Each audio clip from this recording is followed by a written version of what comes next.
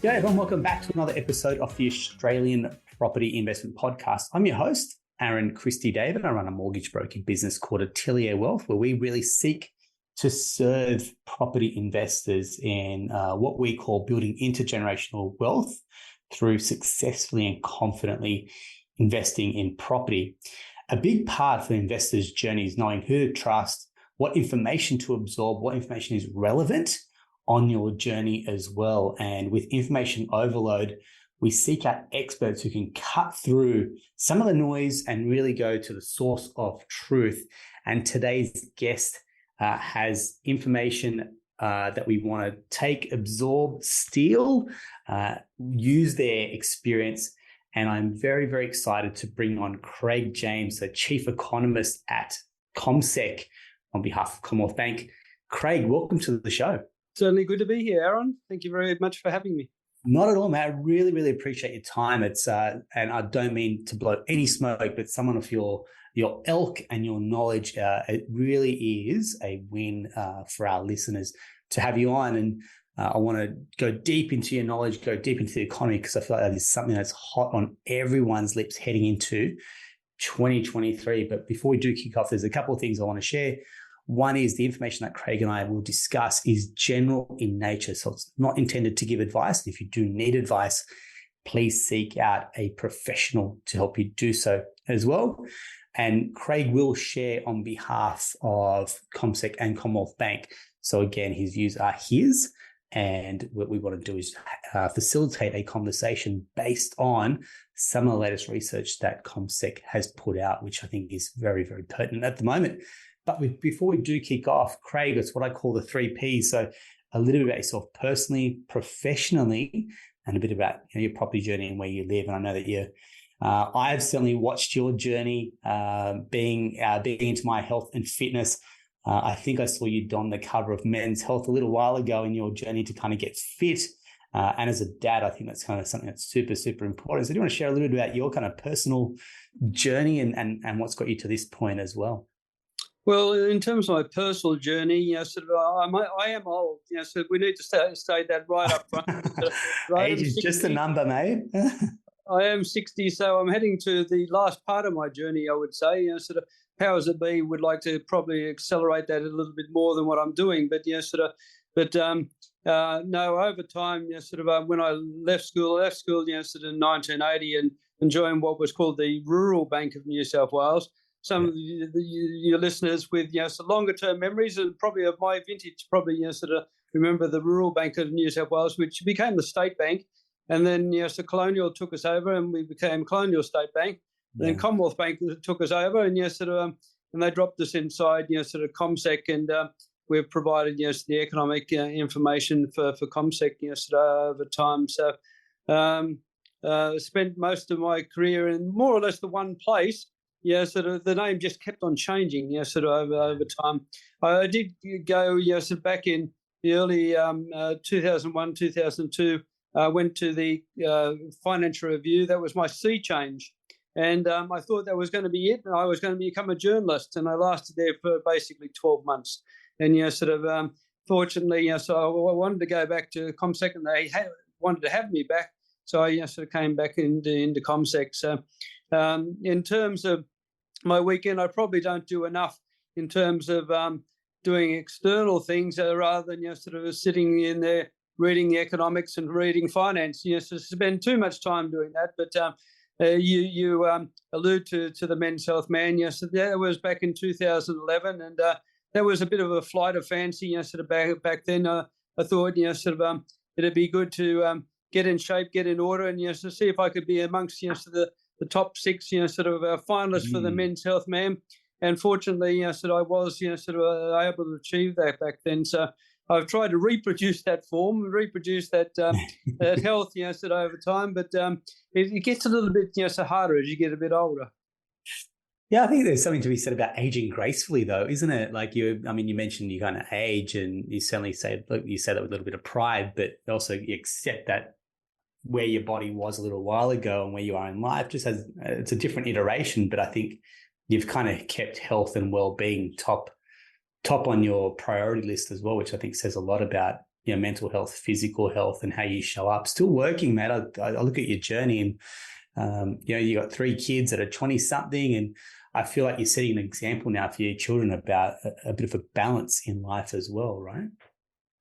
Well, yes. I mean, each of them are different in their own way. So they're all into running. I still do a bit of running from time to time. So when I'm injury free, and basically, have been focusing on the sprints. So anything up to probably 400 meters, 800 meters. So Fantastic. I've run this season, and unfortunately, the last time I ran, so I did manage to get an injury. So I've got to work my way back. But the younger son, he does the beach swims as well as some longer runs. The elder son does. He's just recently done a half marathon. He's setting his sights on a marathon, and the daughter, she's more of my ilk. Likes to run the sprints, anything up to around about 200 meters. So we struggle away hard, and and the wife basically keeps us supported, in all this in our journeys. I love it. I think training for any type of sport, for example, is just a great analogy in life. You talk about, you sprint for only a certain real small part of your week, but it's everything in the lead up to that. It's the way that you show up physically, getting your sleep right, getting your diet right, getting your headspace right. For example, you have an injury, it sets you back, but that doesn't kill your momentum. Yeah, and I feel like that is, whether you take that in a business context, whether you take that in a professional context, life context, I feel like it just has a great parallel to everything in life, and the ones that really want it bad enough will achieve success. And the same could be said for investing in property as well. People will have ups, downs, the roller coasters, the setbacks, but it's how you get up, and that redefines your journey, doesn't it? It certainly does. And we all go on these journeys over time, and I think it's a very, very important part. So I think the journey is much more important than the destination in a lot of ways, because of so much that you're taking on over time. Yeah, thanks very much, Craig. Look, and again, you mentioned your tenure, but I mean, having worked in banking, finance, and also journalism, kind of cutting across that type of industry over 40 years, for example, you have seen the economy take these ebbs, flows. There's certainly been some wild times over those 42 years. So, in your reflection, take the last few years kind of out of the equation because they're super, super abnormal, but how do you feel we're shaping up as an economy at the moment compared to what you've seen in the past, for example, which maybe you get from time to time as a question? Well, certainly we've got big challenges, and you say, well, yes, the last couple of years, well, it's an abnormal situation, and I suppose it is, but unfortunately what it's left us with at the moment is a high rate of inflation. And something that if we look back, over our journey, particularly through the 1990s and the early part of the noughties, that we had super low levels of inflation. It's going to be a challenge to us. It's something that we would have addressed in the 1970s and the 80s rather than something more recent. So we have to get inflation back under control. Once inflation's under control, we can get interest rates back to the super lows that we've been seeing. And then one of the other challenges, of course, is the job market at the moment. A lot of people say, well, yes, we've got an unemployment rate at the lowest levels in 50 years for the simple reason the economy is doing well, and that indeed is part of the answer. But it's also the fact that what we're seeing is the baby boomers exiting, the workforce, and this is something which is in common to the United States and to Europe and to other countries around the world.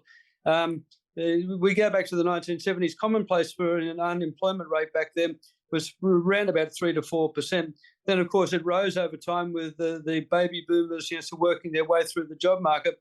And now, of course, the baby boomers are on their way out, and we're left with basically the working age population. We're flat or even falling in some respects. So we've got a structurally tight job market now, as well as a cyclical strength, and that's going to provide some challenges going forward as well, making sure that we get enough people in the workforce to be able to produce the income that we need, the government's income in terms of the taxation, and be able to do all the things that we want to do with those funds as a community. So that's getting inflation under control, and certainly dealing with the issues of a tight job market. So some of the challenges going forward. Absolutely. I want to go back to a question that I've got from a couple of clients recently, and they're saying, look, the RBA is raising rates, and that only affects a small portion because we're trying to get inflation under control. Raising rates affects like maybe a third of the population. I'm not sure exact number of mortgage holders, but there's a portion of the population that rent or have their home paid off. So it feels like we're stinging part of the population, but it doesn't really attack the whole problem. So take me through when we're talking about raising interest rates, how is that helping the broader economy rather than just targeting a certain subset of the population, Craig? Well, you are right. It's roughly, around about a third of people own their homes outright. A third of people are renting, and a third of people are paying, off a mortgage. Now, those third of people paying off a mortgage, certainly, yes, there's a lot, sort of riding on them to be able to do the correction in terms of the economy. So, if those people paying off a mortgage, if they're having to cut back in terms of their spending because they're paying more on their mortgage, that affects, sort of retailers. Retailers, sort of then have to adjust, so their behaviour as well. And that has knock-ons to other businesses that supply, the retailers. If we do have fewer people, sort of looking to buy homes because the cost of finance has gone up, so interest rates have gone up, that means fewer people looking around to buy or build homes, and that impacts in terms of the economy as well. So that means fewer homes are going to be, build. Those fewer homes are going to be bought. That affects real estate agents. That affects anyone who's sort of building a home. Sort of knows that so there's a whole gamut of industries that are associated with it. So it's the builders, the sparkies, so the carpenters, so over time. The Harvey Normans of the world, so might fit out the place, or so other institutions with the curtains, carpets, light fittings. Then we've got the landscape. So if you have a slowdown in terms of the property market, certainly it cascades or has knock-on effects through the economy. Our interest rates in Australia have gone up quite significantly, and they've gone up significantly in other parts of the world.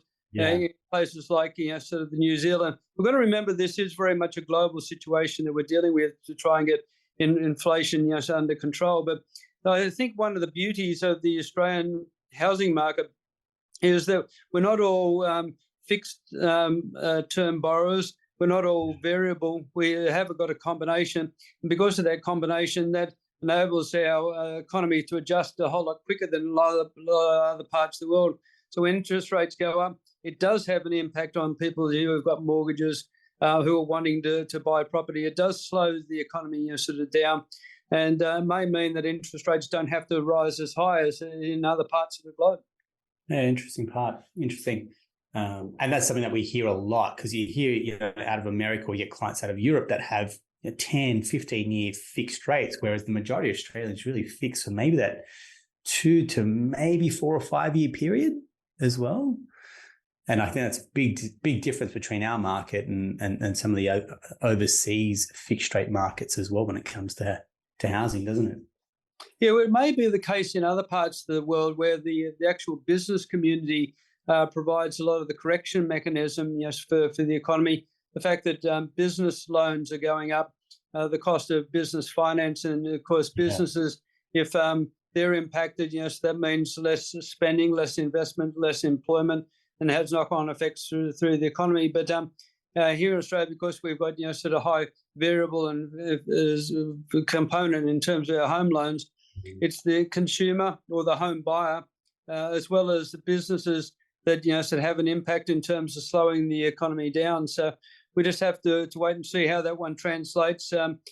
People are holding on to their jobs, and that's a good thing. But it may actually sort of delay some of the mechanism of getting inflation under control, because while the cost of living has gone up, people rationalise, well, I've got a job, my wage is rising, so I can the prices may have gone up, but I'm going to continue to spend the way that I have been, and that may mean the Reserve Bank says no, your rates are going to go up even higher. so that sort of you do cut back in terms of spending, and we can then balance supply and demand. What we've got at the moment is demand or expenditure in the economy is growing too strongly for the amount of supply. And what we need is to correct that. And that's something that we're seeing right the way across the globe, that correction between supply and demand. Yeah, definitely seeing that across the globe. When we kind of circle back to the RBA and we're talking about what they're looking for when it's coming to raising interest rates, inflation is one part of the equation. And we talk about the housing market. So interest rates aren't necessarily directly correlated to, or rising rates aren't just directly correlated to the housing market. There's also other measures like inflation, the Aussie dollar, for example, and trade. So in your experience, what else is the RBA looking for when they're pulling that lever, which is raising rates? What are the other factors that they're looking at, Craig? Well, it's interesting. You go back over time, and if you went back before 1990, you would just find the Reserve Bank thinking about a whole range of different things. They would be thinking about what's happening in the global economy, what's happening in terms of the job market. As you say, they'd be looking at so the Australian dollar, and seeing what so the impact so is there. So they had a little bit more of a multifaceted sort of view on terms of setting interest rates. Now the Reserve Bank has got so one principal goal, that's to get the inflation between 2 and 3% over an economic cycle over an extended period of time. It hasn't always got to be in between 2 and 3%, but it's got to be certainly on that path to get in within the target zone. So next year we believe that the inflation rate will ease from the peak levels of around about 8% to the end of this year, and gradually head back towards that 2 to 3% target band. But it may take until 2024 to be able to get there, but that is the principal goal. Now, what the Reserve Bank also needs to take into account is what's happening in other parts of the globe. How is policy sort of occurring in the United States and in Europe? How high are they lifting interest rates? Are they doing some of the heavy work for the other economies around the world and getting global inflation back under control? If we increase interest rates too much here in Australia, it could push up the value of the Australian dollar. And if the Australian dollar sort of is rising, what it may have implications for is our export sector, so it may slow down. And so everything's interrelated, and I think just you start with one factor, and basically you end up way down the course, sort of looking at a whole range of other different factors. Spot on, and yeah, the big question that leads after this is: so what does the outlook look like for 2023? And I certainly don't want to preempt and say the R word. For example, a couple of other economies have kind of flagged that as maybe that's happening in the US and through Europe, for example. But what does that look like? Is it a correction? Is it a slowdown? Is it that inflation comes under control? What are your thoughts for 2023 looking like? Well, every central banker would like to achieve a soft landing. So bringing sort of increasing interest rates, slowing down the economy, but not crunching the economy so much that the economy goes into recession. Yeah. And certainly that is the goal. The goal is to get inflation under control without causing people to lose their jobs. And I think here in Australia, we've got probably the best chance of securing a soft landing of all the major developed economies. The United States has probably got a bit of a harder task because wage growth is much higher in terms of the United States, and they have this real risk over there of the price wage spiral, where basically prices and wages leapfrog themselves higher, and it's harder to be able to get inflation back under control. So in places like Europe, it's already quite weak, and more than certain that Europeans will go into recession. Same with Japan, same with the UK. So that's one of the concerns that we've got, is the rest of the world may move into a downturn or a recession. While however that's the case, that's going to pose risk for the Australian economy in terms of demand for our commodities, demand for our exports, sort of more generally. So, but you think about Australia, we're continuing to run trade surpluses. We've got so current account up until the last quarter's figures that came out so recently. We've been running current account surpluses. We've got an unemployment rate which is super low. We've got wages, while they are a little bit higher, it's certainly by no means out of outside control. So we can get those back in control, sort of pretty easily. The budget situation's in really great shape, to compare with a lot of other countries around the world as well. So, and structurally, we've got, sort of companies here in Australia saying their business conditions are amongst the best that they've ever seen. Yeah. And part of that is because people have got jobs and they continue to spend. There's also part of that is because businesses are being able to pass on costs to consumers, and consumers, because they have got jobs, are more willing to pay those higher costs. And so we have a business sector which is in very, very good shape at the moment. Just on that exact point, I had this exact question. One of my clients said that when we were speaking, can I ask you this question? And it's to that exact point. Business have been able to set a new price because of inflation, for example, and there's demand to soak it up. So say, for example, meals. I mean, hospitality, you see that in the price of beer, for example, a simple schooner. Coffees have gone up. So across the board, prices have gone up and retailers have been able to command a price point. At what point do prices drop? Will they drop, for example, or have they just set a new norm in terms of this is the normal price for a cup of coffee or a schooner of beer? Well, again, it gets back to demand and supply, and this is something which is fundamental in terms of economics. And I did, sort of 2 degrees, sort of back in sort of the 1980s, and really I could have I probably just wasted my time doing degrees, because I think it all gets down to demand and supply determining price. So, provided demand doesn't choke off too much, then you won't have businesses having to cut prices to be able to sell their goods. And it's all about getting that the balance right between supply and demand, slowing the economy enough so that businesses are forced to look very, very hard at keeping their costs under consideration, not passing on those higher costs to consumers, rather than continuing to push up their prices, adding to the cost of consumers and adding to inflation. So it'll remain to be seen just how successful the Reserve Bank is in that way. But the Reserve Bank has constantly talked about the fact that so it's a very narrow path that so it's treading to be able to keep things under control. Yeah, thanks very much.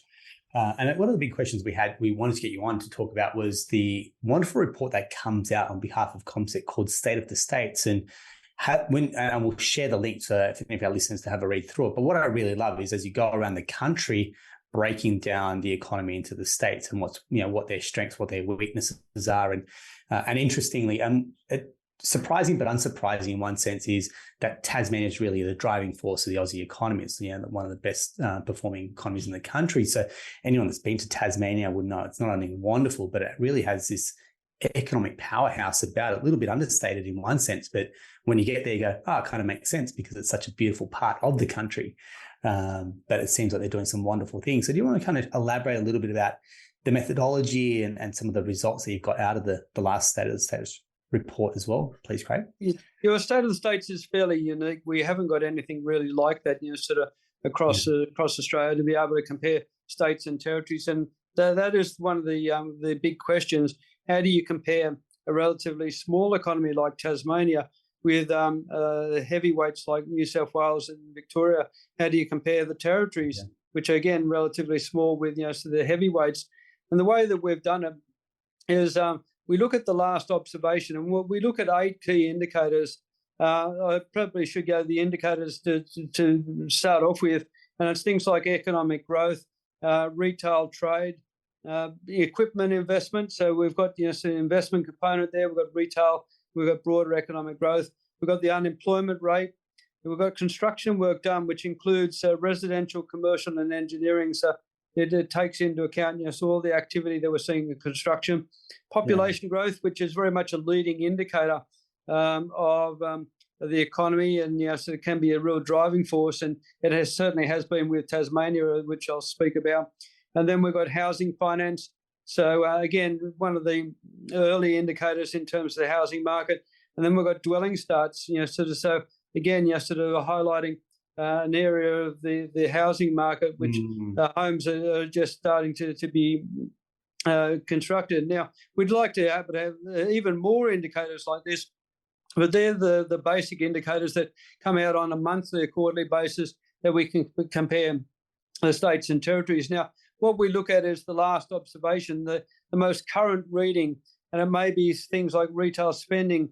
What is so the last reading of retail spending, and what dollar figure is that? Then we compare that with what's normal for that individual state. So we look at the individual state, say Tasmania, look at the last observation, compare that retail spending with what's the decade average or normal performance, and then we compare all the states and territories on the same criteria to see how far each of them are away from the decade average.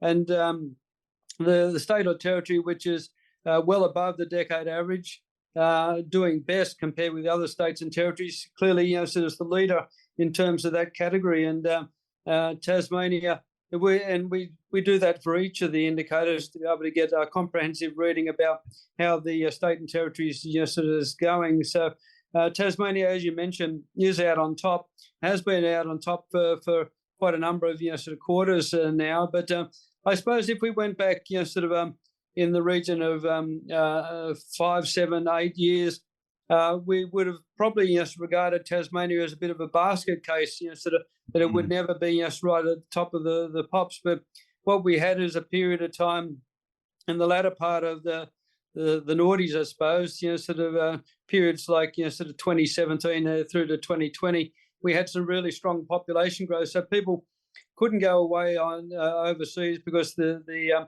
Australian dollar was too low, so they went to Tasmania instead. A lot of people came in from overseas, and again, they went to Tasmania, and they looked at Tasmania and they said, this is a really nice place. I'm actually going to come down here and live here. So we had a significant increase in terms of migration. And, of course, if more people are moving to the state, that provides sort of momentum. It means that homes have got to be found, cars have got to be found. We've got the roads need to be built, schools and hospitals and the like. So it provides momentum for the economy, and that's really why Tasmania has been outperforming in the last couple of years because of strong population growth. Now, the most recent quarter that we've had, Queensland is actually number 2, and it's been languishing around about 7th or 8th position for a long period of time. Now it's up to number 2, and again, we can say the key reason for that is because a lot of people have migrated from the southern states into Queensland during the pandemic period, and that's providing momentum for the Queensland economy as well. So ACT is currently in 3rd position from Western Australia, and then we've got South Australia, Victoria, which really slipped a lot, in terms of the latest observation.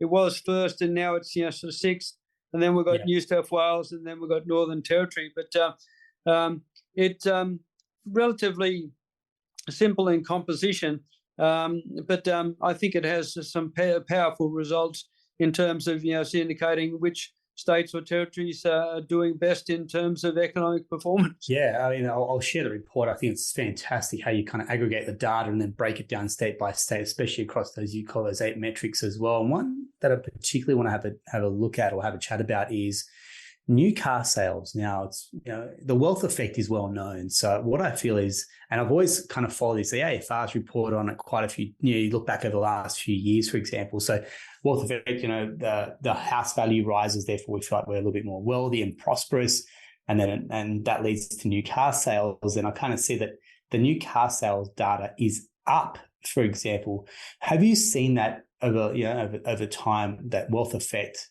correlate to new car sales and where house prices sit as well? We certainly have, and we've developed over time what is called a luxury vehicle index, and there's two influences. One is the fact that when you've got so things like the car market performing, that has the potential to flow through in terms of demand for homes and home prices as well. What we've found also in terms of the top end of markets, the top end of markets tend to drive the broader market, and that's why we have looked over time at luxury vehicle sales. And the latest observation that we've looked through is you're right. we've seen some strength in terms of luxury, sort of vehicle sales, and that's been supporting the top end of the market, sort of, and the housing market, sort of more generally. We have seen some ebbs and flows in terms of the market. More recently, in terms of cars, particularly in terms of new cars, you just basically couldn't get them. You couldn't buy them, Yes. because they weren't available because of COVID. Those little computer chips, which basically runs everything, they run the cars, and if you don't have the computer chips, you can't sort of build the cars, and you can't sell them to other parts of the world like Australia. So, but it is something which is improving as we speak. There's more people going back into the manufacturers, the car manufacturers. The computer chips are being made. New vehicle sales are again rising, and we are seeing that sort of here in Australia. So it'll be something important to be able to focus on, whether we'll see a new driver in terms of the housing market coming from the fact that we're seeing the car market outperform. Yeah, excellent. Thanks very much. I know CommSec put out a few other reports. So what's some of the other data and what's some of the other reports that CommSec is currently producing and putting out there at the moment, Craig? Well, over time, of course, what we do is we look at back at the previous year and look forward into the new year. So now coming up to the end of 2022 and into 2023, clearly we get our crystal ball out, to work out where things are going to go over the next 12 months. And we do that at time of the end of calendar year as well as the end of financial year. So we certainly do that. We look at company reports. So the reporting season, excuse me, happens basically twice a year. And we look at, how that tracks, sort of over time in terms of companies making, sort of money. And the dividends they're paying out. We also do a special report, on dividends, sort of also. We look at, sort of anything which moves in terms of the economy. We're basically looking at it fairly closely and asking the so what question. And I think that's the most valuable question that you can ask in economics. So what? What does this mean for me? What does this mean for my customers, my clients, my friends and family? So we've had the fact that we mentioned new cars are becoming more available, and as a result, used car prices, which had been soaring because of no one's been able to get a new car, they're having to buy a used car instead.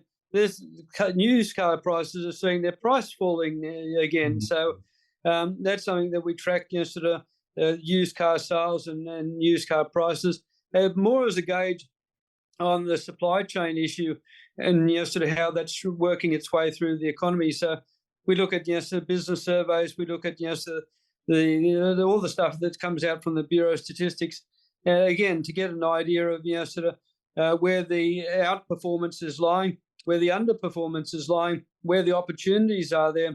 And of course, when we think as investors, that's one of the reasons why we have the State of the States, because it gives us an idea about which states are outperforming and which are underperforming, which have got real momentum. And of course, so if you're an investor, so that's clearly very important to you. Excellent.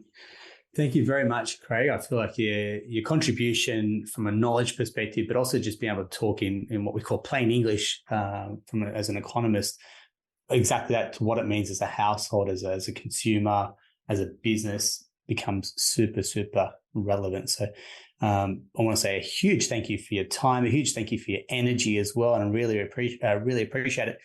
Just one last question, and I won't hold you to this, but in terms of rates expectations for next year, what's kind of your gut feel for where we might see the cash rate get to at some point during 2023?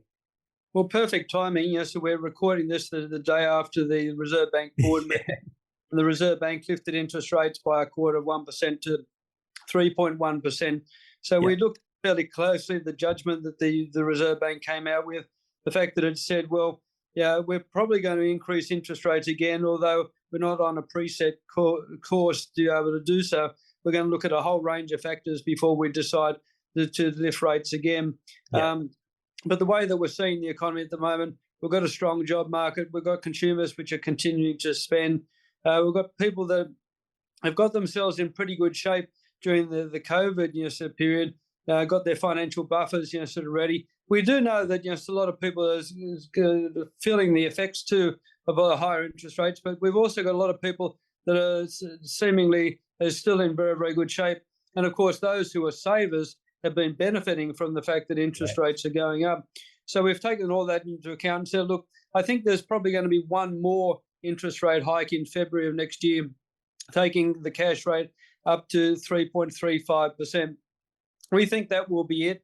We don't think the Reserve Bank will need to go further than that.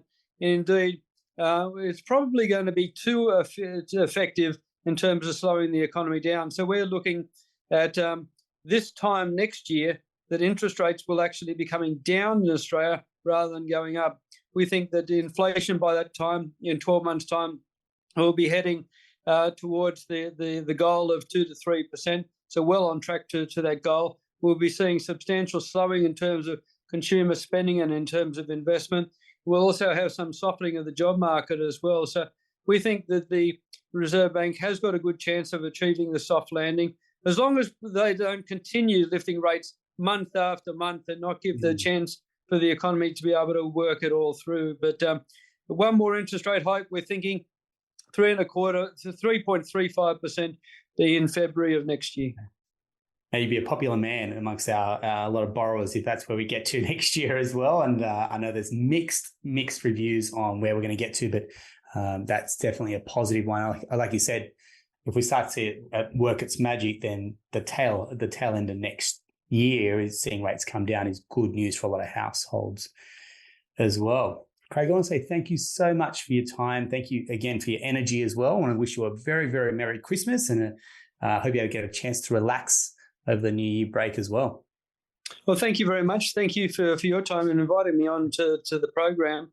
I hope indeed you have a wonderful festive period as well, you and your family, and that all the listeners or subscribers to this podcast also have a great Christmas period and also a very, very successful period in 2023. Right, wonderful. And I'd love to get you back on at some point in the early part of 2023, the first half of the year, and just see a quick pulse check on how everything's going from an economy perspective as well. Certainly, yes, I'd be very, very pleased to do that for you. Wonderful. Craig, thank you very much. That's a wrap for another episode of the Australian Property Investment Podcast. If you found that helpful, please leave us a review, or better yet, drop us a line with some questions you'd love pitched to Craig for next time we bring him on to the show. That's a wrap. Look forward to talking to you next time. Thank you very much.